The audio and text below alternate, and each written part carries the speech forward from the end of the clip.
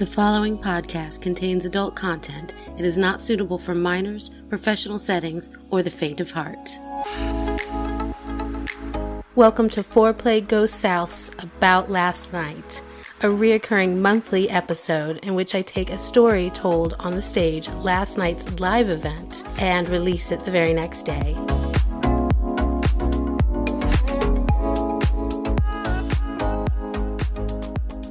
Recently, me and my partner, Gash Panda, moved in together, which is very exciting. Yes. We moved in together. We did all the merging of the households. It's been a very, very chaotic couple of months. I've been honestly a little overwhelmed. But I'm here, and I'm here to share this lovely story. So we moved in together, and one of the things that needed to happen is that we needed a bigger couch. Both of us had shitty, small couches. And so we did this very adult thing. We went and bought a couch. I felt very adult. It was very cool. We went around, we tested out the couches, we sat on them, we laid on them, we made sure they were all super comfortable. We ended up getting this beautiful couch that's very big. It's one of those L-shaped chairs with an L gets to switch, so it's versatile. Anyway, we're very excited about this couch.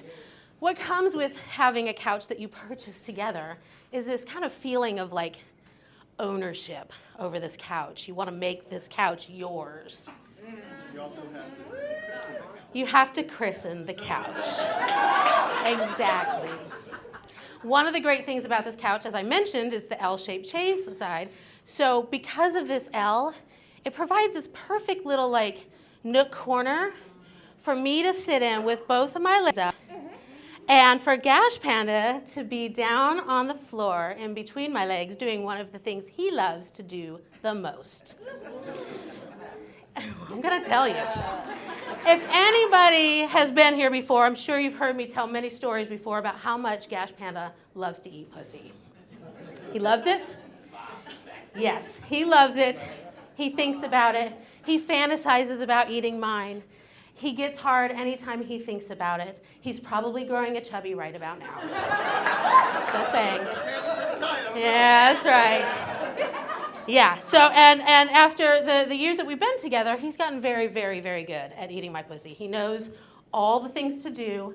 He knows how to maneuver all the angles of my crooked-ass pussy. Any of you who were here last month heard all about that. Just saying. Just a little crooked. Anyway, he's fucking fantastic. So, enough about that. So he got us recently one of those like splash pad things. I don't know, it's one of those, yes, so that we don't ruin the new couch. It was expensive. No, we don't. We live on the edge, just saying. No insurance. Anyway, so he got this little splash blanket thing. It's like a beautiful red wine color. I love it. And we lay it out on the couch. I get in the little nook and I test out the two sides. And he goes to town. And so he's going at it. I'm getting close. He kind of like edges me a little bit closer and then jumps up on top, throws my leg over the back of the couch, one, and the other one on the chaise, and just rams it in and starts fucking me. I come hard, right? Come. I am. It's fantastic.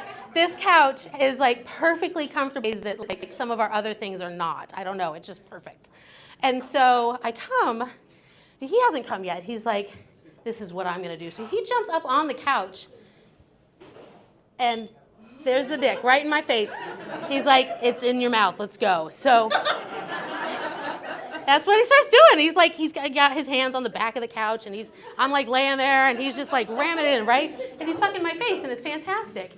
And then he stops as he starts to get close, and he kind of like kneels down so he's eye level with me, and he says, I'm going to tell you what I want to happen next. When I come, he's like, I want you to hold it in your mouth. So I'm going to pause the story and tell you something real quick. Unpopular opinion probably. I don't personally like swallowing cum. I don't know, it upsets my stomach. I don't really like it. It's very unpopular. I also don't like butter or sour cream or cottage cheese, so whatever. I mean, unfriend me, rescind my invitations to whatever your parties, it's fine. I don't like it. So he says, back to the story, he says, okay, I want you to hold it in your mouth. And I immediately go, and he's like, wait, let me finish. And I was like, okay. And he's like, and then he's like, I want you to spit it into my mouth. Yes. And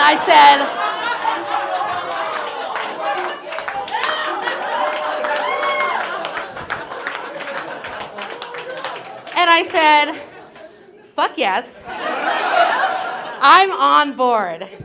So that's exactly what happens. And it was glorious. I love doing that. Turns out it was his first time ever doing that. Definitely won't be his last, but And yeah. So the couch has been properly christened. Awesome. There we go.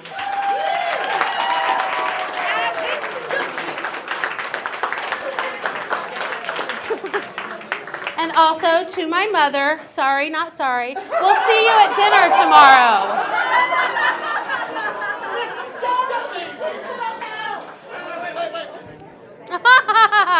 Let's welcome my mother to the stage.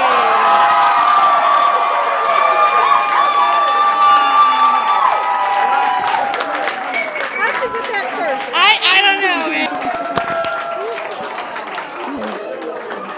Oh, Lord.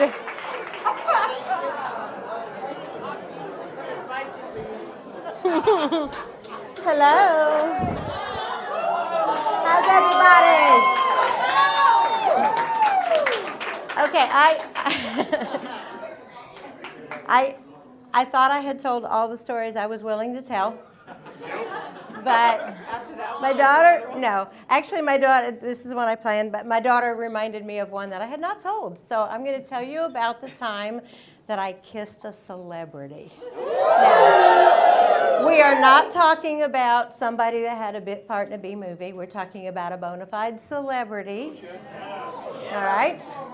So I was by the pool at the Beverly Wilshire Hotel, and Brad Pitt and Angelina walked by. Brad saw me and told Angelina to beat it, baby. Okay. That didn't happen. That one I'm still waiting for. Anyway, no, this was back in the late 80s. I was in my early 30s, maybe 31, 32. And still married to M's father, living up in Chicago. By the way, I love your hair. Love your hair. But anyway, living up in Chicago, and my husband's family lived all around in the northern Indiana area, Gary, Hammond, Valparaiso, that area. So anyway, we had a lot of family get-togethers, and a couple of times we had gone to this hotel in Maryville called the Holiday Star Hotel, and I think it was owned by Holiday Inn, but it was Holiday Inn. It was like one of the kind with the atrium, the 4 floors, and trees and the pool and the hot tub and the fancy schmancy thing. I decided I was born to be a Rockefeller, and somehow got placed with the wrong parents. But anyway, we had a couple of years in a row rented their celebrity suite. And they called it the celebrity suite because the hotel was actually attached to a theater called the Holiday Star Theater. You know this? Okay.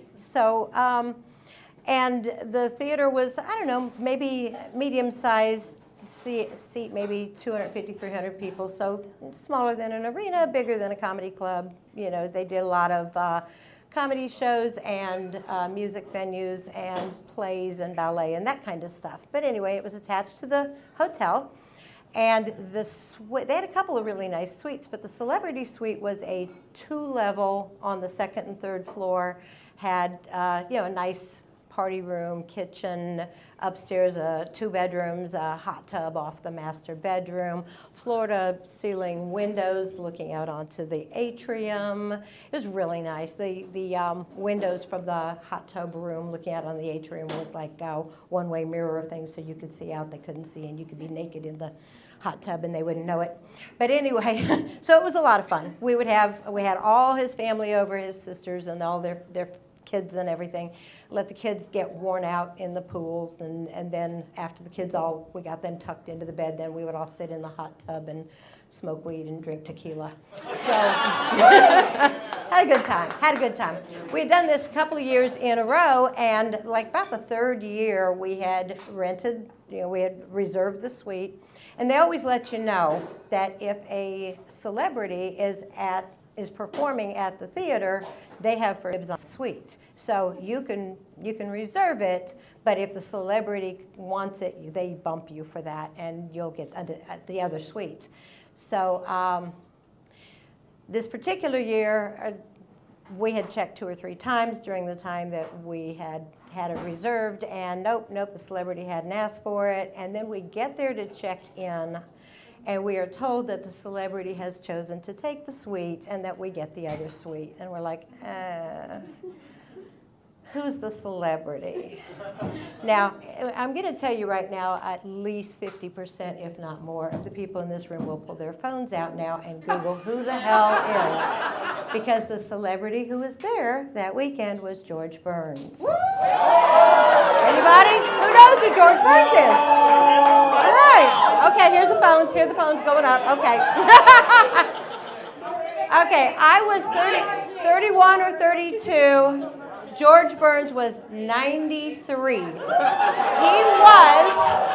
George Burns started in vaudeville back in the Charlie Chaplin age, okay? He was the Betty White of the 80s, still working well into his 90s, still very popular, still very funny, and very well known. Anyway, so my sister-in-law and I said, George Burns took our suite. Fine. So we went to the pool with the kids and all that, and we're just kind of keeping an eye on things. And when we're down at the pool with the kids, and we see the lights go on in the celebrity suite, and we're like, he's back.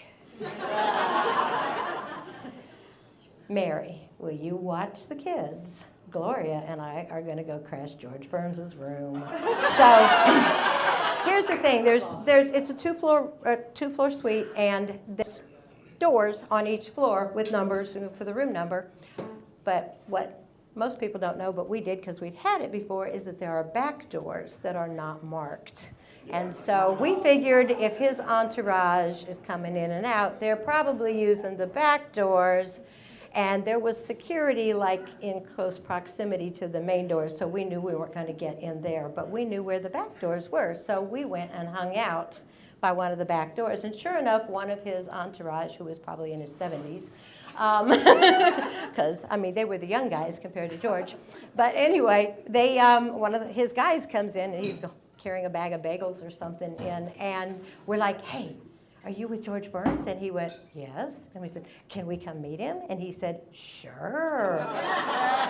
Now, if anybody doesn't remember George Burns, he made a lot of jokes in his later years after his wife passed about, how he was always trying to pick up young women, which in retrospect is kind of creepy. But it was different years, different times. But anyway, so here we were, 60 years younger than him. And we looked pretty good.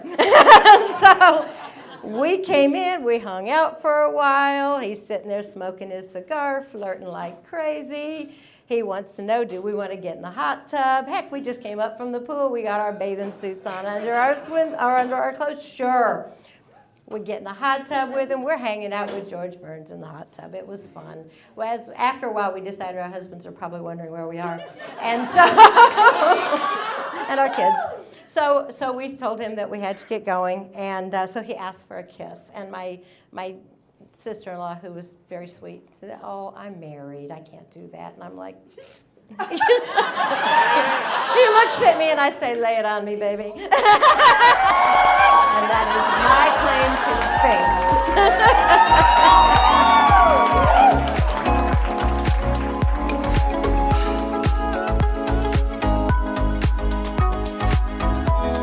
fame. This episode of FOREPLAY Goes South podcast was recorded and produced by event host and podcast creator Metanoia. These stories are recorded live every third Tuesday of the month at Petra's in Charlotte, North Carolina. For more information about FOREPLAY Goes South, follow us at FOREPLAY GS on Facebook, FetLife, Instagram, and Twitter.